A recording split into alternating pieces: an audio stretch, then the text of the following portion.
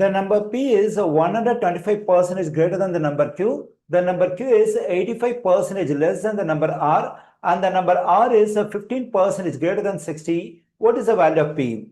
Okay, let me consider the first information we have over here. We can write this one as an equation. Since we have P is, we can write P is equal to, we have information 125% greater than.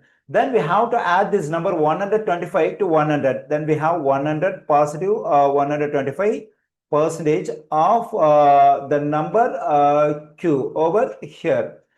P equals to, when I add these two numbers, I am getting 225 percentage of Q, and consider this is equation number 1. Now let me do the same thing for other information. Let's consider this piece of information. That is, the number Q is 85% less than the number R. Then we have to write Q equals to, since there is an information 85% less than, we have to subtract this 85 from 100. Okay, then we have 100 negative 85% of this number, that is R. Q equals to 100 negative 85 is 15. That is 15% of R. We can consider this is equation number 2. Okay, let me consider the last piece of information we have over here. R is, we have to write R equals to, since we have the information 15% greater than, we have to add this 15 to 100. Let me write it 100 positive 15 percentage of this number 60.